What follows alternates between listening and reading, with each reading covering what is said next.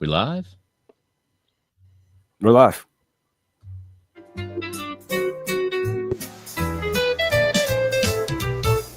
Airwaves buzzing, static hums, voices lost where silence drums. Matty Rock Death fights the scheme, Professor Mike with a rebel dream. Rise up swinging, punch the lies, truth in shadows where it hides. Corporate claws and fascist chains, the media virus breaks their reins. Greed's a whisper, cold and sly, news distorted feeds the sky. Matty's mic, a roaring flame. Mike's wit cuts through the corporate game. Rise up, swing and punch the lies. Ladies and gentlemen, our next guest spent over 2 decades behind the camera in Hollywood's most controversial industry, working as a producer and a director for major adult entertainment companies, including Brazzers and MindGeek. During his remarkable 16-year career, he produced an astonishing 3,792 scenes and worked with over 1,500 performers, making him one of the most prolific figures in the business. He's graced the airwaves of The Howard Stern Show multiple times, sharing his unfiltered insights about life behind the scenes. Recently, he's been making the podcast circuit, appearing on shows like the 0 Hour Podcast, Crazy Train with Jasmine St. Clair, and the Dirty Secrets podcast, where he's been discussing his incredible journey and financial desperation in Los Angeles to becoming what he calls the frontline commander of the adult entertainment world. Now, after walking away from it all in 2020, he's written a brutally honest 370-page memoir that's called Hilariously Disgusting and Unapologetically Filtered. His book, Filthy: The Rise and Pending Death of Vic Lagina, is climbing the charts and giving readers an unprecedented look inside to an industry that few dare to discuss openly. So from suburban kid to 2 film production degrees to one of the most successful producers in the adult entertainment game, and now a tell-all author who's not afraid to name names and share the wildest stories you've ever heard. Please welcome to the show the man who's seen it all and lived to write about it, Vic Lagina. How you doing, man? Good. How are you? Thanks for having me on. That was a great build-up, by the way. Thank you for having me on. I know that was a long. I appreciate it. I'm glad you're hearing everything. I seem to be having technical difficulties on my end, but my first question is kind of like a 2-part question. I guess I'm going to start with: did you get picked on in like high school for having a name Vic Lagina? And do you feel like having that name destined you to be a pornographer? Well, spoiler alert, it's not my real name. It was a name created specifically to shoot porn. But to answer your other question, yeah, I was made fun of in school because I was the only Jew in my class.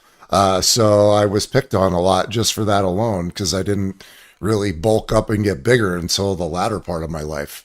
So, yeah. But Vic Lagina was solely created just to make porn.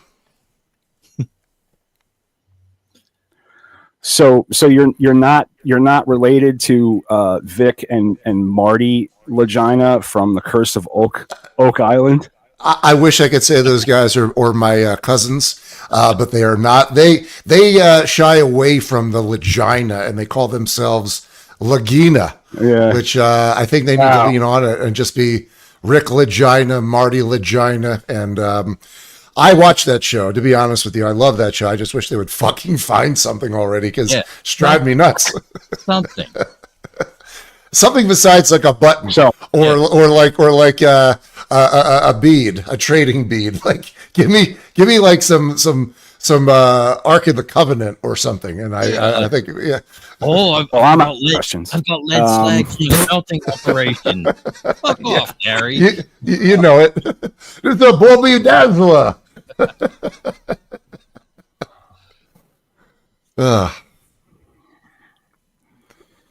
Smile, Matt. Smile.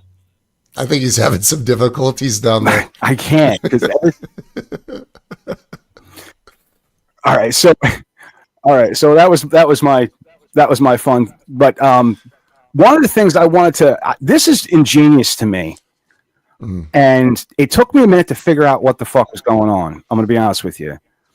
And apparently what's going on is my internet is just not working.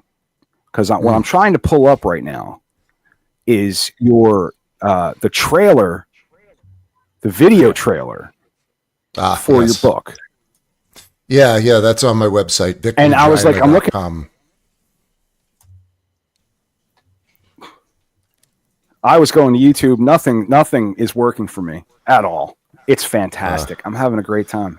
Apple's fantastic. Go with always go Apple. You never have problems with Apple, you know. Internet connection, to be fair. It does, but just a moment ago, I had a fantastic internet connection. Oh, there we go. I see it.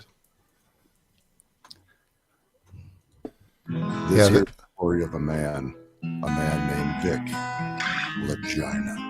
Some pronounce it Lagina, others say Lagina.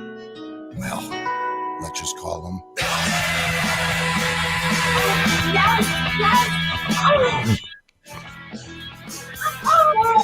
Cut! He beats the sun on when he rises. The company hurts his brain while the toxins say. Well, that's the job, son. So rub some fucking dirt on it and get back in the game. No, it's time to get mad, it's time to get sad, it's time to get filthy. Time to shoot the strumpets. Ta-da! No, Fucking bullshit. it's time to get Filthy! That's how I read in the Bible. Oh my god, yes, give me that magic stick.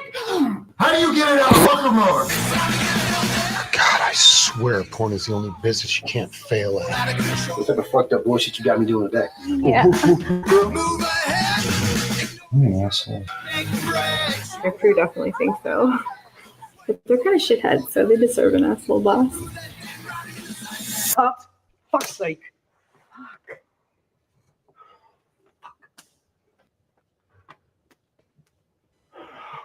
Fuck.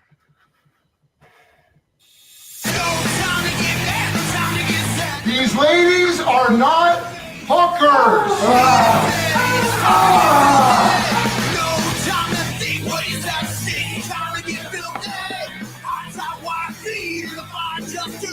It's about to get filthy.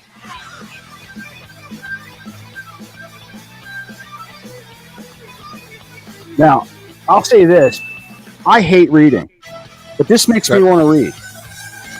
All right. Well, you can also spin the audiobook, which I narrated as well. If you're more of a traveler and more of a driver, you know. That is now just real quick, and I might be way too like philosophical and existential for this. Mm-hmm. I might be putting too much thought into it. But as I watch that and I see this, is that other gentleman just an extension of you? Is that like is that like your inner conflict? Yeah, it's the ego personified, the voice in your head. I'll tell you this: the whole process of making that thing was I had 2 studios at my disposal during my career in porn, and all I did was just shoot movies that ended with a facial. And since I have those 2 degrees that you mentioned, and I'm very much a creative person, I thought it would be a travesty if I didn't shoot something creative.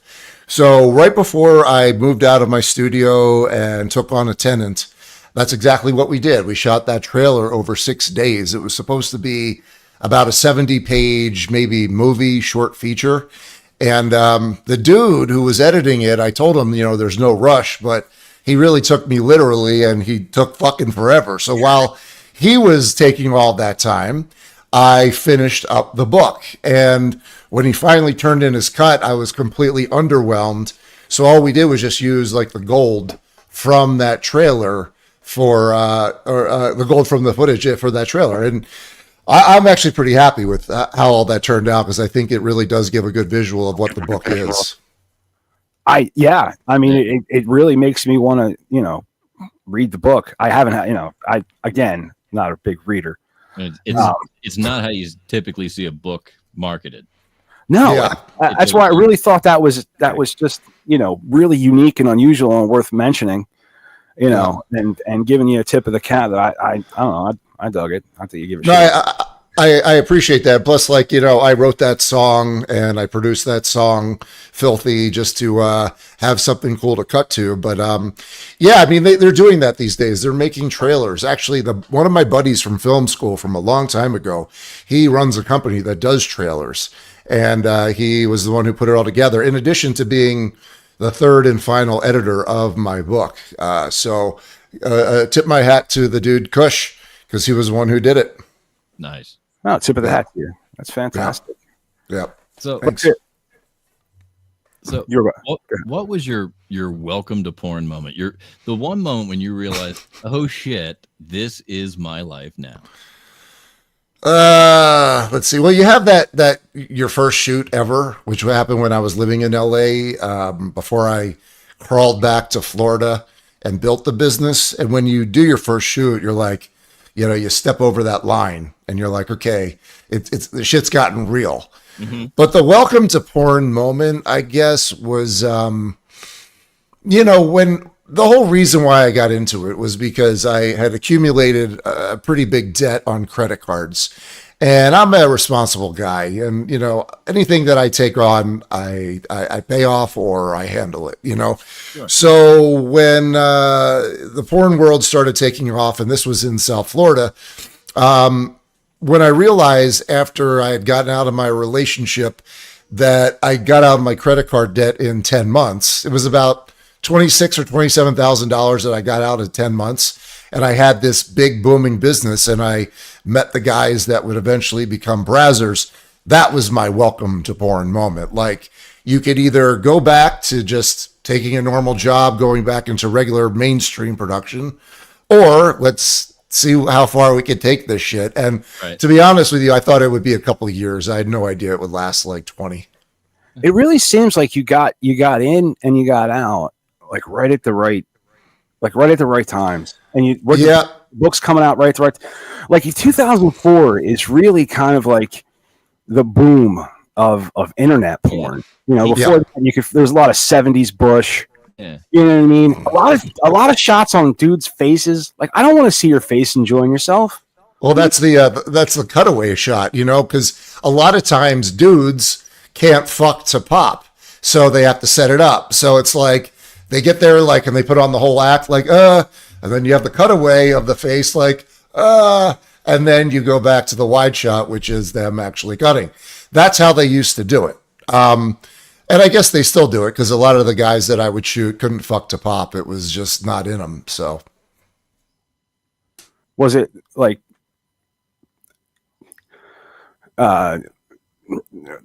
pharmaceutically induced, or was it just they fuck so much that popping was? Yeah, I think it's real. Well, it could be a lot of things, but mostly I think it's a desensitized penis is what they're dealing with there, because they fuck so much. And like when you work, hands and you get calluses. Right. Or, you know, maybe that particular woman didn't have the best grip for their Johnson, and it wasn't feeling as good. But at the end of the day, you know, they all had their ways of getting there. But I did appreciate the performers that could fuck to pop, because if you're paying top dollar, that's what you should be getting. That's right. Yeah. Your money's worth.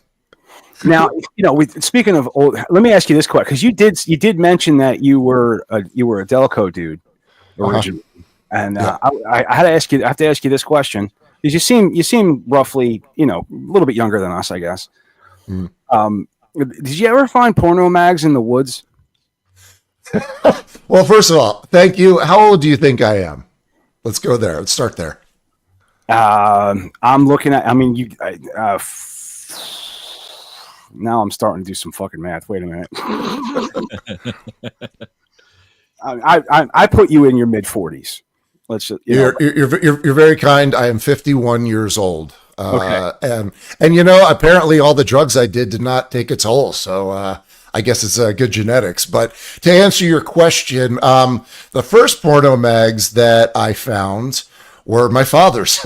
He had Playboy, he had Penthouse, And those were the ones that I guess gave me the first impression of the female form. And then I went to summer camp. You know, when you're Jewish, your parents, they send you away so they can have their summer shtup time. Yeah. And, so we would go to the summer camp in central Pennsylvania, and the counselors, they brought the really filthy stuff back, like the Screw magazine, Al Goldstein, the Hustler, Larry Flint. And those were foul, like completely foul. And not for the, 12, 13, 14-year-olds, but educational, I'd say, educational. But, there's a discrepancy between what we saw in those magazines versus what is accessible to kids nowadays. Yeah, absolutely. And how, yeah. I mean, that was kind of where I was going, because when we were kids, like you had to go fucking steal a porno either from a store or from your parents. Yep. My father was a farm boy from Minnesota, who was, like he wasn't religious, but he was very moral and prude. There was not pornography in my house. Right. So my only exposure to pornography was when my friends got some, acquired some, or we would find it in the woods. We would just be like, because we'd hang out in the woods. The pages are stuck together. Yeah, I can imagine. Sometimes you just find the advertisements. Yeah, the advertisements were great. They were like the 1-900 lines and the penis growth pills and everything else. I mean, it was a Spanish fly, exactly. Yeah, that's what it was. And yeah, I mean, look, I wouldn't say I was traumatized by it. I was curious about it. Like, you see some of them, and you see like this very pretty vagina that, and then you see like the ones with all the beef curtains, and you're like, so many shapes and sizes. So they're all so different and weird in their own way. But, I knew I was heterosexual at a young age, because I was like, I like boobs. I mean, I knew from the jump. But yeah, you're right. You had to either steal it or acquire it. You couldn't go and get one from the store because they were behind the counter, or in the video store, they had the section that said adults only, 18 or older. So there were safeguards in place. Whereas now it's a free for all. And if you want to know my opinion, I think that's somewhat dangerous, especially since porn has evolved or devolved, depending on how you want to look at it, in a massive way. And, I want to go on tour trying to explain to the younger generation that what I shot was fantasies. It wasn't, a how-to guide on all of this. Wow. Like the facial's not the finishing move, unless, they're into it. You know what I mean? But there's nothing like Shane Gillis does a bit about the facial, where it's just, you're just standing there and then you're just there, and and it's not that, it's really not that. It's fan, like you said, it's fantasy. It's fantastic. It's better in your mind than it is when it happens. Yeah. I mean, unless you're like, hanging with a legit porn chick. Goddamn fantastic. Well, but if you're with a legit porn chick who's really into it, and some feminists would say that it's about male dominance and that females don't like facials. Well, I know quite a few facial unicorns who genuinely enjoy it. So yeah, have at it, feminists. That is, yeah. Now I had a different thing lined up I wanted to ask you, but I forgot what it was. So I'm going to go back to my list. But, my brother used to make a whole lot of jokes about he wanted to become a gynecologist. Mm-hmm. And then one day, I was like, hey man, gynecology, that you're not looking at great pussy all the time. You know what I mean? And so what would you say the biggest misconception to civilians about the porn industry is? Like to your layman, to the dude jerking off, being a porn star or working in the porn industry seems fucking awesome. But what's, Well, look, the reality is those positions don't necessarily feel comfortable, because you're opening up to see penetration. You're on hard surfaces like desks or in cold environments that may not be comfortable. So yeah, I mean, it's not exactly your bedroom. It's not bedroom sex that feels good at all. What I'm hearing is it's a job. Yeah, it is. You it is. Get paid for it, and it's a job.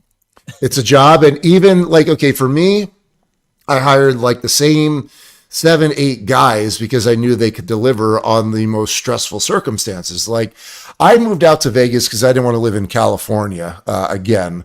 So I was flying in people all the time from LA, and they had flights at night. So we were on the clock. And you can't have a situation where you're dealing with a guy who just can't keep wood.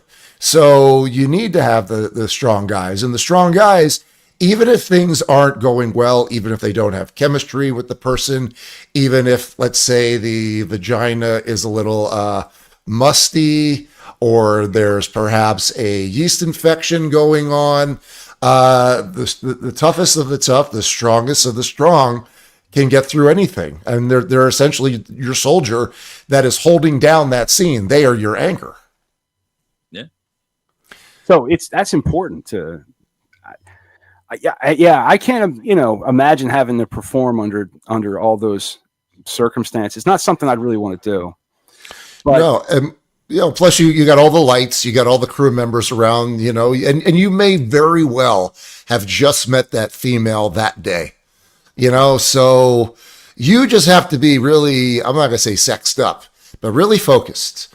And even if they are cold fish and they're not into it, because listen, a lot of the women I dealt with, they respected the fact they wanted to get out of there. So if a dude was struggling, they would put in a little extra effort, but it wasn't their responsibility. And you would have some girls that were just like, and just not dealing. So that guy had to figure out one thing or a few things about that woman so they could just be strong and get through that day. And I had this thing called what I called the Phil Jackson, which is when a dude was like struggling, I had to give him the talk, and I had to Phil Jackson his ass so he could go back in, have confidence, and then deliver and win the fucking game so we could all get paid. Right. That's fantastic. well, what's at the end of the day, it's just like going to work anywhere else. Yeah. I mean, and listen, some days are better than others. Some days you've got an absolute pro who really just wants to have sex. I dealt with Kissisins a while, and she was legit like, I'm tired of this dialogue. Can we just fuck already? And I'm like, no, Kissa, see all this dialogue, see all this script. This is what we have to do. So I'll get you through it, but we will fuck soon. I promise. That's why we're all here. How do you get a job as a porn dialogue writer? You just have to be like an idiot Canadian that lived in Montreal and accept a job that the company was hiring, and pitch these ideas around a boardroom, and create these scenes that had clickable ads. I mean, that's really what it was coming down to towards like the third phase of the ownership that I dealt with. And a lot of times that I was going to work and I was like, what the fuck are we doing these days? Because it wasn't about the chick. It wasn't about the sex. It was about the ad moments that they could put on Pornhub. Because I've always wanted to make a porno where just the worst dialogue we could come up with.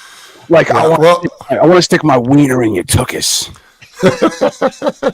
Show me that key. Really next with really awful dialogue. Yeah, well, I mean, that seems to be like most of them. And plus, a lot of these performers weren't actors. I mean, there were some that were actually decent, but they were just like most of them. They don't want to, go through all this shit. They want to just have their sex and get paid. And I guess that's like now, I guess we've seen the rise of just people doing it all by themselves. Speaking of, my wife is naked, coming in the room. Oh. Well, she slammed the door on me. Okay. She's the one walking around topless. I don't know. All right. Yeah, no, you're right. It is completely different these days. And I'll tell you, when the company was first starting out, when they were the first ownership, which was called Mansef, it was fun and the concepts were relatively fun and amusing to do. And then, we had second ownership called Manwin, and that's when it started getting a little more corporate, but they still had the budgets. And every now and again, they would just let me just run with an idea.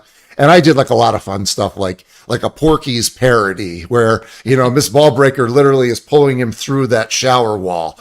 And I mean, it was a time when the job was fun. Sure. But when MindGeek took over around 2014, slowly but surely, they sucked any and all joy from the job to the point where I was like a shriveled up grape by the end of it, where I was just done with it and all of it.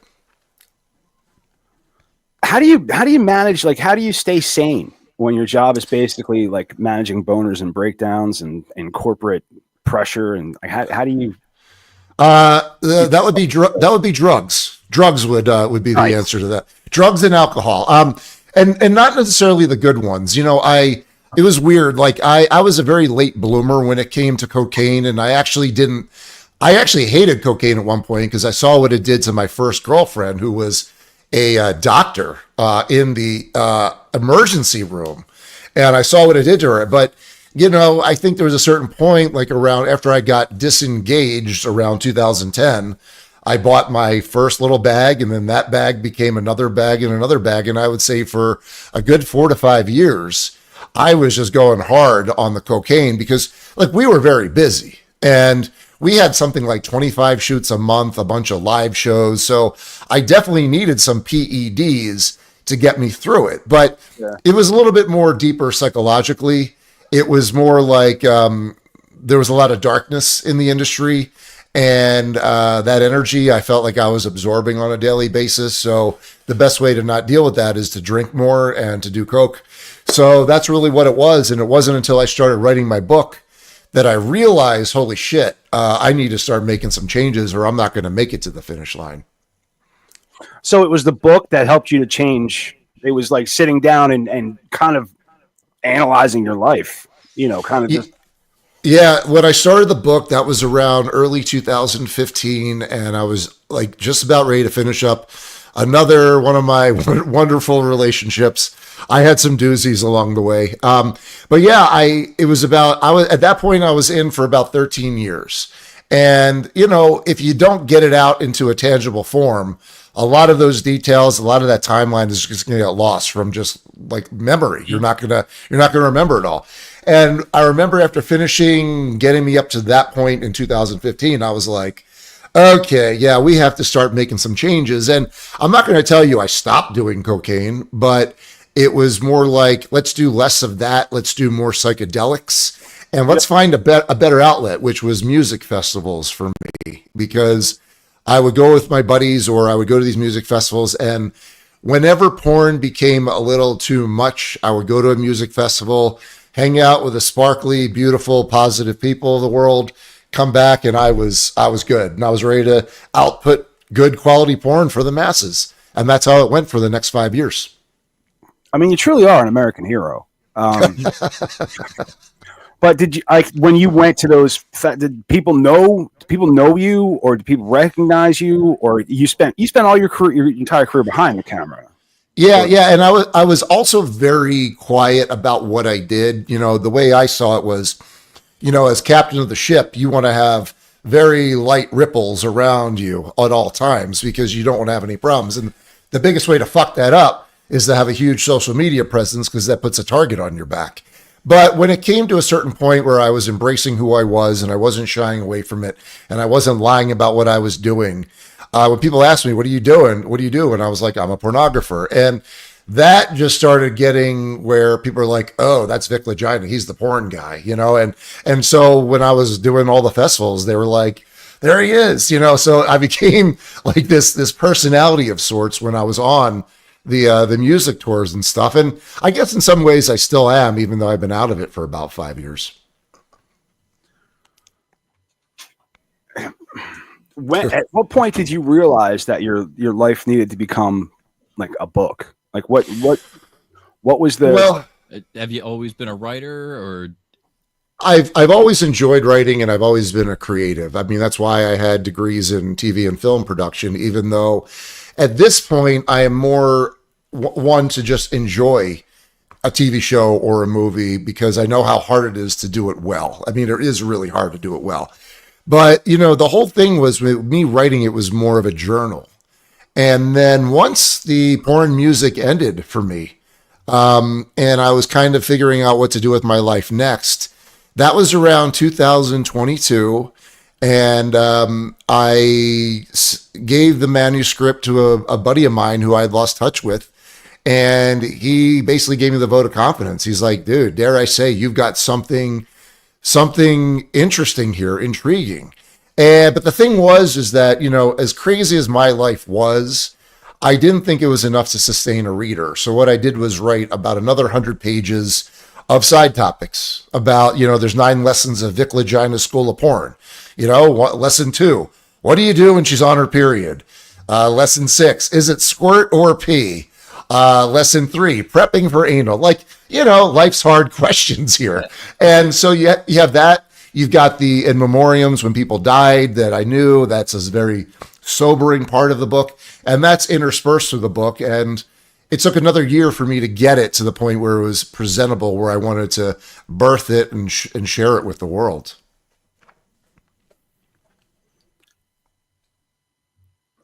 That is a fascinating answer. Now, when you were working, was there a moment? Was there at one point that you wanted to consider walking away for good? Oh, yeah. I'd say quite frequently, but the money was so good. I had a formula in my head, which was the bullshit to dollar ratio, which is how much I get paid. And I got paid per scene, and I got well compensated per scene, sometimes more than the talent was making, depending on who they were. So, and I was working, at some point, 25 shoots a month when it was getting lean in the Mind Geek times. I was maybe working, 13 to 15 shoots a month. And, that's working half the month. But they grounded me down to a nub by the end of it all, to the point where I was getting sick and tired of it. But, you take a break and you realize the money is just good enough to keep going. But when the pandemic hit and the business started changing, and I saw that the money was going to go down and the bullshit was going to go up, that's when I was like, it's time to leave, because I'm not in it for fun. There wasn't much fun left in the job towards the end. No, you would think that watching people fornicate would stay fun. Well, I mean, listen, there was times when I would go into work, I'm like, we're legitimately having fun. I mean, because the intros were simple, the chick was awesome, the sex was good. It's basically, it's like a baseball analogy. You're going up and you're hitting a home run every day, and when you hit a home run every day, that you have job security because you're keeping everyone happy. But, when I say they were sucking the joy out of all the jobs, like all of these rules, they were getting to the point where, they were making so much fucking money.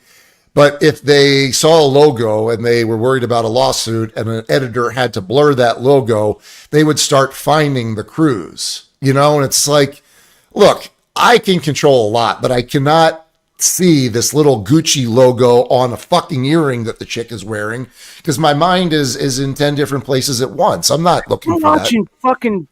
Fucking. Exactly. You're watching the who's looking at your fucking earrings anyway? Exactly. You're looking at the D going in the V or the mouth. You know what I mean? You're not looking at all this stuff, but that's what I mean. I mean, there was those Louis Vuitton shoes, the red bottom shoes, like they couldn't wear those anymore, not even knockoffs, because apparently there was lawsuits going. I mean, like I said, the joy was getting sucked from the job constantly. And, the summer of COVID, that's when the pendulum shifted. That's when everyone was jerking off at home. That's when everyone started really throwing money at performers and their OnlyFans. And that's when Brazzers stopped being the Brazzers you knew, because up until then, it was the big stars with the big boobs and everything else. But these stars didn't have to work for the companies anymore. So who do they start having? like the B and C stars that they weren't even hiring a year ago. So that wasn't Brazzers as far as I'm concerned, but there was a lot going on with that company during that summer, and it was the right time to leave. That's for sure. Yeah, I mean, honestly, if you look at the arc of the industry from about the time you got in, was at a point where things were starting to loosen up, but you still kind of needed somebody that had a couple of bucks to have the good equipment to shoot it up. Mm-hmm. Shoot it up. Yeah. And now, 20 years later, 25 years later, we're in a place where anybody with a credit card has enough going on that they can get set up in an afternoon to film whatever they want.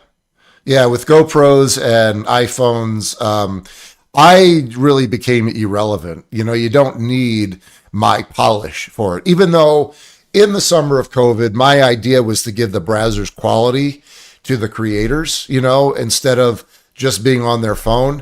Mm-hmm. And I think that idea was either too ahead of its time, or simply the fact that the performers and their fans, they were more into the behind the scenes, the selfies, all of that shit, where the polish, if they wanted polish, they would go get a membership to Brazzers or something similar. You know, it was already there. Yeah. Yeah. There is something about, like, you know, it being the, you know, a square portrait video, and it's a little grainy quality, and like it's in some chick's bathroom, the lighting's not so great. I don't know. There's something, you know, interesting about that. It's a little more intimate. Yeah, well, you go to like this slick, polished movie.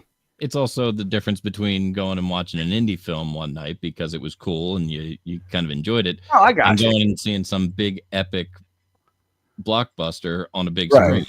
I mean, yeah. So is there anybody still making the big epic blockbuster pornos? Does that even? I mean, it is the in my opinion, the best company right now is the Vixen Group, and they're out of LA. Like, Brazzers became, you know, old and outdated, even though they're still limping along. But the common consensus that I hear from everyone, because I'm still in the orbit and I still talk to a handful of people, is that the money is not there. Even the OnlyFans money is not there because there's so many creators and the whole market's been super saturated with creators where there's so many choices. And as far as Brazzers goes, and I mean, even I've heard this with even the bigger companies like Vixen Group as well, is they're cutting their production slates down. They're cutting crews. And it's just because, like, the money really isn't there anymore to put the high quality in, because OnlyFans has taken over, really. And then, you know, there's other factors too. You know, Pornhub, which is owned by MindGeek, or now they're called ALO, and the company that I was with, I mean, they have been under complete fire for the last 5 years, and they've slowly lost a lot of their content because a lot of it was unverified. And because it was unverified, there was a lot of illegal porn proliferating all over the site. And so they had to purge that. So their traffic went down. So the money is not what it was. And Pornhub really was funding a lot of the arms of MindGeek at the time. But because they were taking hits, and this is what I think another reason why we parted ways in that summer, because the shit was really going down in the summer of COVID behind the scenes. There was this whole trafficking hub movement started by Layla Micklethwaite, who I've gotten to know, who wrote a book that's on my bookshelf called Takedown, which is like her whole thing about taking down Pornhub. Now, I'm not someone that says you should take down Pornhub, but I am a big proponent of breaking up the porn monopoly, which is ALO, MindGeek, whatever, because they essentially control a big part of the industry. And when you control most people and you can dictate policy, well, that's called a monopoly. Mm-hmm. And, you know, there's reasons why there's no monopolies in this country, but it's legal in Canada. So I want to see them get broken up. I want to see the entire industry, like, essentially raised and rebuilt, because it needs to be fixed in a lot of ways. So, because we didn't part very on good terms, I'm cheering the explosion of the Death Star. I really am when it happens. And here's the other thing too, guys. These guys had the opportunity to put me under an NDA when we parted ways for very cheap. My lawyer felt that a company that made $500 million a year prior, it would behoove them to silence me, but they chose not to. Maybe they thought I wasn't a threat. Maybe I'm not a threat. Maybe it was the Canadian arrogance that they very well possess. But because they didn't put me under an NDA, that really enabled me to write a very honest book that has a lot of balls, and it does call people out, and it does call things like it is, because I didn't want my book, this beautiful book right here, to be castrated. No, and you can buy the book on Amazon, right? Yes. Where else can you find it? Well, Amazon is where you get the print copy. If you want a print copy from me, you can order it. Like I just tell everyone to go to viclagina.com. If you want a signed copy, there's a way of getting signed copies. It seems to me that the audiobook is the one that is getting the most traction these days, and that's recently on Audible, on Spotify, and I see the streams. I get weekly reports, and it's going, man. It really is going. It's great. It's taken on a life of its own. When you write a book, you have to consider the publishing, and you can either get a traditional publisher or you could do it yourself. I chose to do it myself for a variety of reasons, but then the burden is on me to promote it, which is why I'm doing the podcast circuit. And the latest thing I'm doing is the little videos I've been putting on Instagram and YouTube, which is essentially taking footage. What's that? The little behind the scenes stories, or did I? Yeah. Have you watched any of those? Yeah, I went through your whole YouTube. I subscribed. Okay. Oh, thank you. What are your thoughts on those behind the scenes ones? They were funny. They were like quick little, fun little behind the scenes tidbits, I guess you'd say. Yeah. I mean, it really is good because it kind of accentuates a lot of what I was saying, especially what was happening towards the latter part of the book, when, I sometimes walked in and I had no idea what was going on. Like, I don't know if you saw that one with the 56-year-old bodybuilder. No, I watched. I didn't see that one. Yeah, there's a couple of them where I'm like, what the fuck are we even doing today? Like, this isn't porn. This is like clickbait bullshit, So, but because I have 15 years of footage on these hard drives, I've got a lot to choose from. So I've been cranking those out, and people seem to enjoy them because when people ask me in previous interviews, what are you working on next? As an author, you have to have more stuff coming out. The book itself was a deep dive where I bared my soul, and going down that road again, I don't know if I would do the process again. Maybe I will, maybe I won't, depending. But these videos are very quick and easy to produce, and I narrate them. So it's been fun putting those together. That's a fun little treat. So now you were calling yourself. Go ahead. It's just interesting. It's a look behind the curtain in a world that most people don't get to pull that curtain back in. Yeah, with a brutally honest dickhead like me. I mean, that's the best way to do anything, but exactly lean into it. That's why I say it. What was your question, man? It was on the tip of your tongue. No, you were you I guess you called yourself. Your title was the frontline commander of Brazzers. Actually, that was they called me that. So you can see on my little mantle there's the Philadelphia Eagles championship Super Bowl 52 signed helmet, which they bought me after the Eagles won their first Super Bowl. I can't believe Eagles have won another one. Like, I'm still not getting over that. But in their note, it said longtime friends and frontline commander Vic Lagina. So that was in 2018 when they bought it, and they were complete dickheads like 2 years later. So much for the longtime friend thing. Well, what does that job title not prepare you for? Well, I mean, it's very true. I was on the front line. Like, here's the deal. My job, of course, I was a producer, director, cameraman, plate spinner, which was essentially my job. But I was really a liability manager, where because they were, in offices in Montreal, I'm the one running the show. I'm the one making decisions. I'm the one in the trenches, which is why, these videos are called Vic Lagina's Tales from the Filthy Trenches, because I was in the shit, man. And, they're trusting you to look out for the company, to output compliant and consensual product. So really, I mean, the burden fell squarely on my shoulders, which is why, I was paid the big bucks. But yeah, it's one of those deals where you get into tenuous situations where is the chick fucked up on drugs? Is she Xannied out? Is she on opioids? Is she having a mental breakdown? And you have to make these decisions of, do we proceed? Do we have to call the day? You know what I mean? So that really is what the frontline commander aspect of it really is.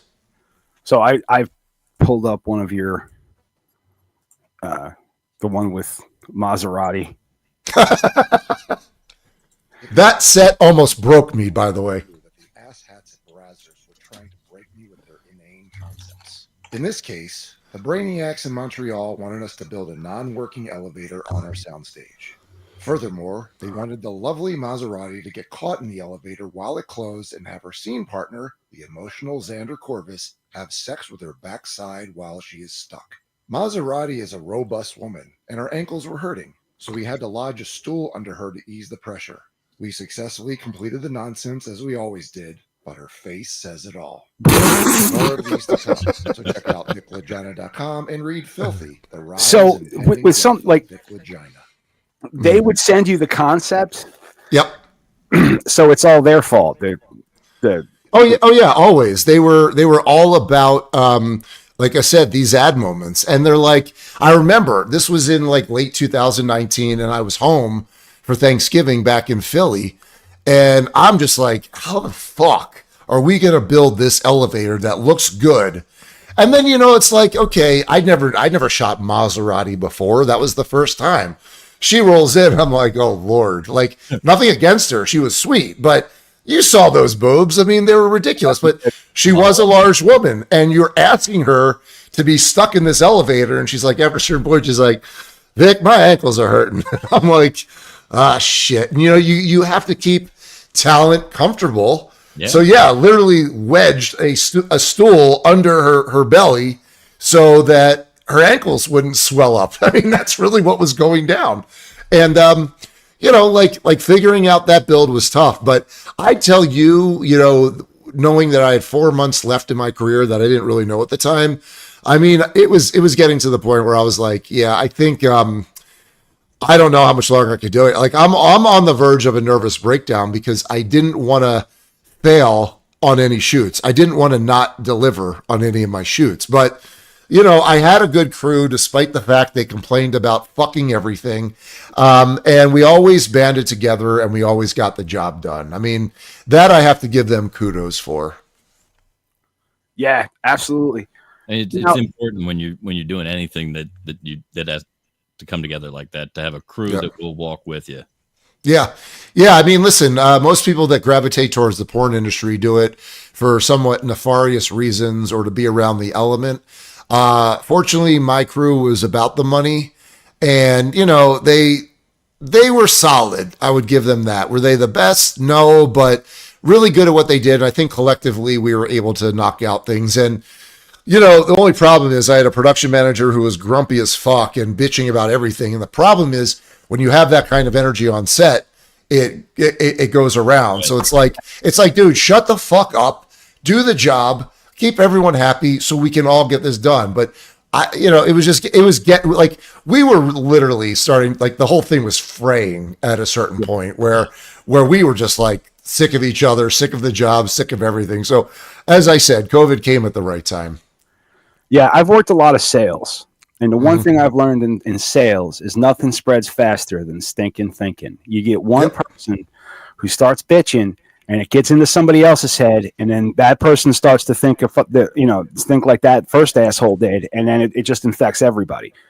Yeah. But where I wanted to go before that, in the little video that we played a couple moments ago, you referred to her scene partner as the emotional Xander, and in another video I saw, you referenced someone. I couldn't remember if it's the same person or not. You referenced them as yeah. No, I take my nut shots on him quite a bit, just because he was and he is a fragile person, very and emotional, and yeah, I mean, it's interesting. Sometimes I would be like, who are more fucked up, the guys or the girls in the industry? And a lot of times it was the dudes. Like, as much as I got to know a lot of the dudes, like the emotional baggage sometimes with some of these guys, I was like it's almost like what they say with LeBron. Shut up and play. You know what I mean? Like, shut up and fuck. Like, I don't want to hear about all this. Like, am I breaking down my emotional problems to you? Am I bringing my bad baggage to set? No, I'm leaving it at home. I'm coming to work every day and I'm doing the job. And I'm not burdening you with my horse shit. Don't do it to me because it's not a place for it. That was me. But, people might have thought I was a dickhead because of that, because I didn't really tolerate a lot of nonsense, Well, you want to get in, you want to get out, you want to get done. You're on a schedule, you're on a budget, you got other shit to do. Besides, they got stuff to do besides making porno, and you got a lot of porno to make. Production. Yeah, it's true. I wanted to get home to my dogs every day. I mean, that was my goal. And you know what? A lot of performers appreciated that because they knew if they were to work for me, I wasn't going to be fucking around. Like, I just wish that most of them, and a lot of them did, I'd be like, trust me, follow me. I will lead you to the finish line. We were going to get there and it's going to be smooth. And for the most part, that worked, but sometimes you deal with issues and sometimes you deal with issues you don't see coming, like some of them are self-imposed by the company with their ridiculous demands and their scripts with certain positions that some were not capable of. But they really want it. I mean, you have that and you're just like so frustrated. You're like, they really want this shot, but it's kind of technically hard to get through it. And then sometimes too, you literally have like a female who is having some kind of mental break, and can you shoot them? Should you be shooting them? That's really the big question. I guess you had to make a lot of judgment calls to and with judgment calls, I'm sure there are some there's got to be some stories that didn't make it into the book that have. Oh yeah, you're just like, I can't. That's not. And you want to whip one? Is there anything that you can like recall? No, of course. Like when you're dealing with someone who's definitely they're on the verge of a breakdown, or could they be under the influence of drugs, like, either the Xanax or the opioids. And, it's tough. Like booze is an easy one to spot and smell. You can easily smell that. People really they stopped giving a shit about weed after a while, especially when it was becoming legal everywhere. And, I don't really smoke it much anymore. I just eat it like edibles, but weed is not one of those deals where you're like, oh, I'm incapacitated, I don't know what I'm doing. You know what I mean? Right. Whereas booze, maybe, definitely pills. And those are the legal ones, oddly enough. But you have those situations where you have to make those calls. And sometimes you got to be like, okay, no, you're shit-faced. You've been sneaking drinks in the bathroom and I got to cut it loose. Like, there was one I talked about, Bonnie Rotten, who they put under contract, and she became fucking belligerent and was screaming at me. Like that clip you see in my trailer, it's Jennifer Wright screaming, fuck you, fuck all of you. I mean, that really happened. It's just based on Bonnie Rotten, which, the company would put these performers under contract and they really weren't vetting them at the time. And I don't think she was in a good spot in her life, but she was under contract. So I had to deal with them. And, when it went down, they were apologetic, and she called me up apologizing, but I don't think she really understood what she was apologizing for. She was just told to apologize to me. Now, apparently, she's doing very well. She's married to the dude that was married to Sandra Bullock, lives in Texas, found Jesus. I mean, good for her. You know what I mean? And in a better spot. But yeah, I mean, the trajectory sometimes of these performers, you really don't know what they're going through. And so you have to make your best call. One of the things we touched on before is when you've got someone complaining, well, the Ghostbusters parody I did a while back when they were doing the female Ghostbusters reboot in 2016. I had to shoot a massive orgy, with about 10 people, 5 girls, 5 guys. That's a lot of people, and you got to keep them in a good headspace. But the first girl that was in makeup, why am I in makeup so early? Do you know how important I am? Do you know how valuable my time is? And it's like, listen, and you're getting pissed because you're like, yo, I don't want your attitude to transfer to the 4 other girls because then we're going to have a shit orgy. And yeah, she's like, and I was like getting agitated. I was like, yo, Nothing this worse is the way. than orgy. Yeah. Yeah. And this was like, I'm like, yo, you need to calm down. You need to like chill because I don't need this going to other people. She's like, well, you're the one getting all upset. I'm like, oh, you horrible C word. What do you think the weirdest thing you've ever shot, like the weirdest scene you've ever shot was? Yeah, like somebody walked. Hey Vic, I need you to film. Yeah. Okay. Well, in the early days in the Miami trenches, there was a need to shoot an enema scene. Your face says it all, bro. Yeah. Who needed that? Apparently, listen. There's that rule. I forget what Rule 39 or whatever the hell it's called, or whatever. Rule 42. Okay, yeah. Whatever can be porn will be porn. Yeah. So apparently enemas were, and yeah, that was one of the days where I was like, this was even before Brazzers, and this was when I was still in debt, and I was with this girlfriend who was just a complete leech and not contributing.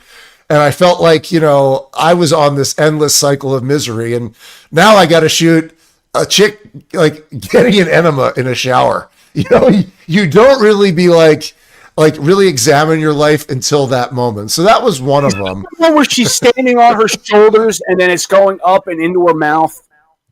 No, it wasn't like that. Though I never really as far as like poo goes, I guess that was like the closest I came to it. Yeah. But then, yeah, there was a couple of those videos I've done where they did this one video, this one concept with this chick, Jenna Fox. And what they wanted us to do, and if you want to bring it up, where they literally based it off of either Russian porn or Japanese porn, where the whole concept was in that video where she's like this piece of glass is like there's a cutout that goes over her neck, and it's a 2-way glass where she can't see out, but you could see her face. And in the original video, there was like dozens of guys, and the whole concept was supposed to be, oh, who's fucking her now? Her not knowing who's fucking her, right? But in this one, they had 2 guys. 2. That's all they had the budget for. And she's on her back. So what does that mean? 1 position for 30 fucking minutes. And you're like, did you not think this through? And I did it. I treated that day like a paycheck, but it was another day where I was like, what are we doing? Yeah. What are we doing? Who orders this? Yeah. And then on top of it all, it's like, oh, there's no liability about putting a large piece of glass over the throat of a performer. Yeah. Good idea, people. But no one was decapitated, fortunately, and I lived to shoot another day. Now, did she know there was only 2 dudes? Yes, because well, it was like one of those deals, yeah, where everything, they know what's happening before you do this whole thing. So, but yeah, 2 dudes alternating in missionary for 30 minutes. You're like, okay, good job, people. Yeah. What are the guys looking at? Like, if it's missionary and she's got a box on her head, are they just looking at a box? And they're looking at her vagina. I mean, she's got nice boobs. Jenna Fox has really great boobs. So I guess they're playing with that and looking at her vagina. Yeah, I mean, that's what I would do. And I did look it up while we were talking. It's Rule 34. I was wrong. 34. I was wrong 4 times. Okay. So, all right. Which I'm kind of just in case you didn't know, I'm an idiot savant. We haven't figured out what the savant part is yet. It's only been 49 years, so. Yeah. So, like I said, I went to ChatGPT for some of these questions. So I'm going to assume this has some kind of connotation for you. If you had to describe your porn career as a WWE storyline, what would it be called? Oh man.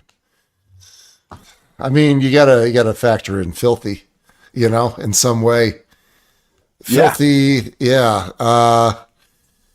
Filthy Vegas. I mean, because really it was a whole Vegas story, Yeah. I don't know. I wish I was like, I loved the WWE when I was like 13, like Macho Man and everything else. But here's an interesting point going on to the wrestling thing that not a lot of people know about. So, Vince McMahon guards his IP very fiercely. And we would do these parodies on the WWE because I assume a lot of those writers and geeks up in Montreal were really into it.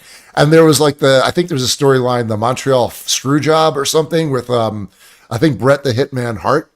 And they literally because we had a wrestling ring in my studio. So we shot a bunch of scenes and they started doing promotion for it.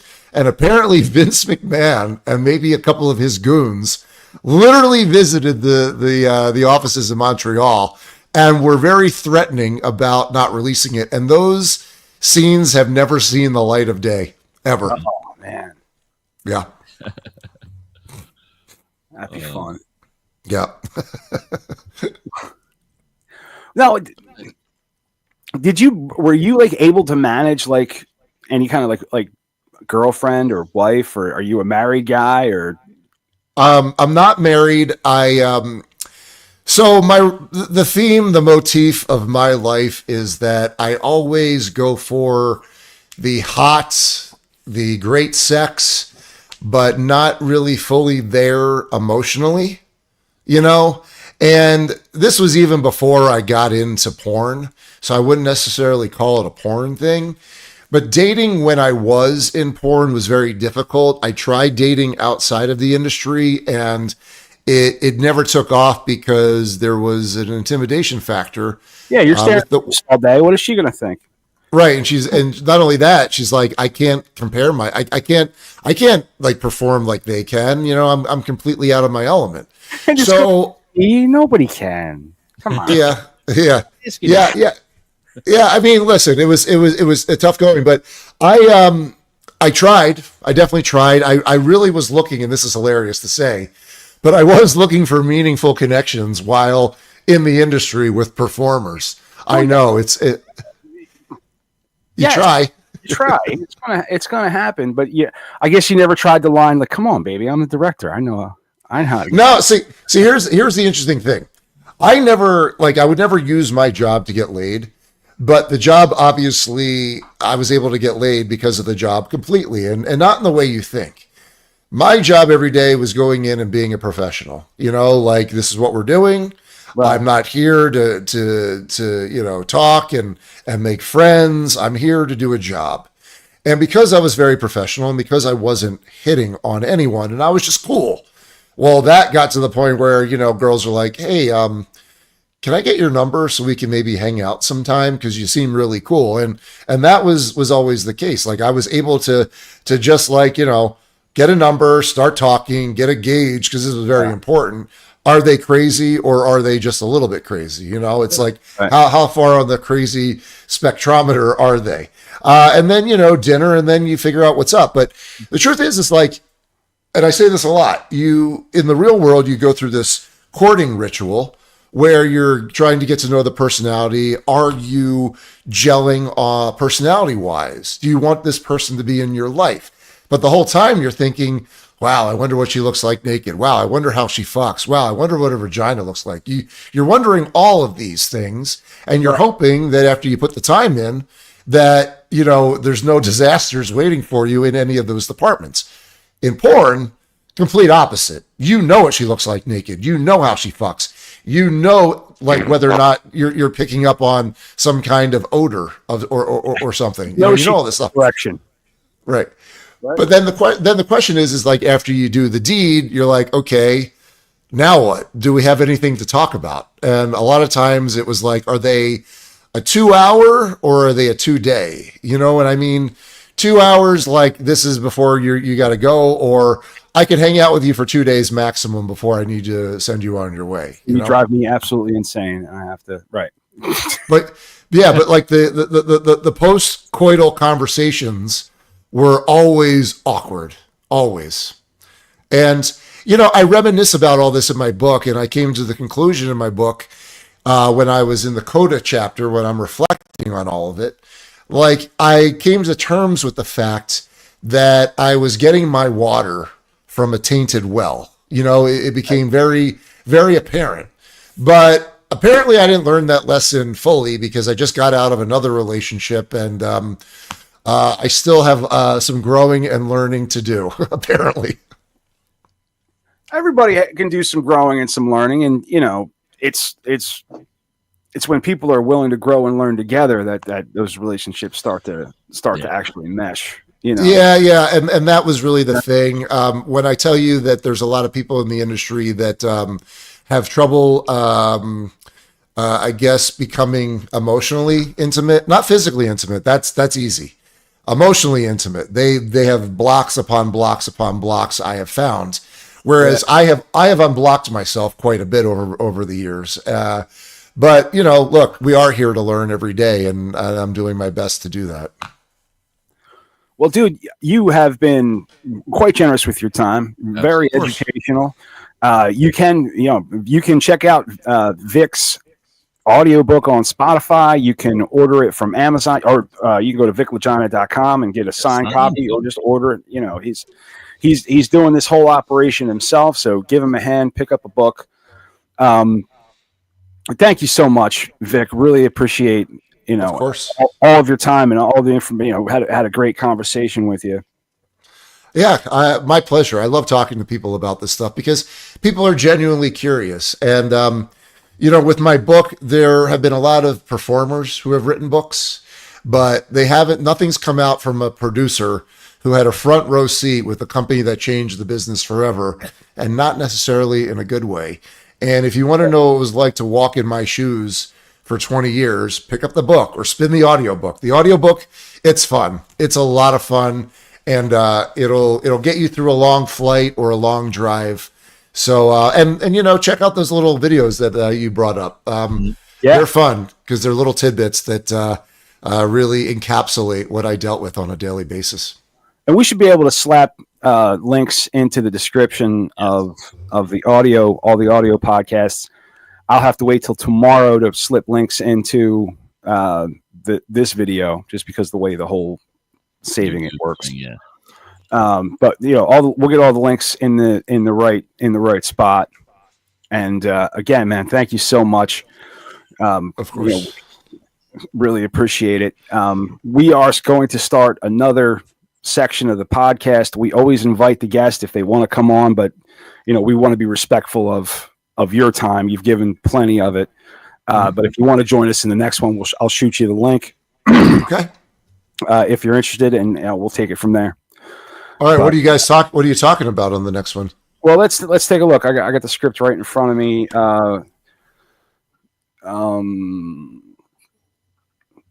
There is some stuff about the porn industry. Huh. I put together a adult industry report. Okay, and we've got a guy who had a hand transplant, so we're going to make a bunch of jokes about him jerking off. And put that there. What is this? Oh, why marathon runners shit themselves so much? You know, I'll sit on that. Sounds interesting. How long are you going for? We don't really have a plan, to be honest with you. It's kind of, there's two other dudes, and we kind of get together and just kind of fucking make as many jokes as we can. All right. Well, yeah, it sounds interesting. So send me that link, and I'll definitely. I'll send it over. All right, man. Right. I'll put the closer in on post, and I'll be over in C Block momentarily. All right. We'll see you there. All right, man. Bye. Later. Okay. Good guy. I like him. Yeah. Seems like a lot of fun. I'm going to end the stream. Okay.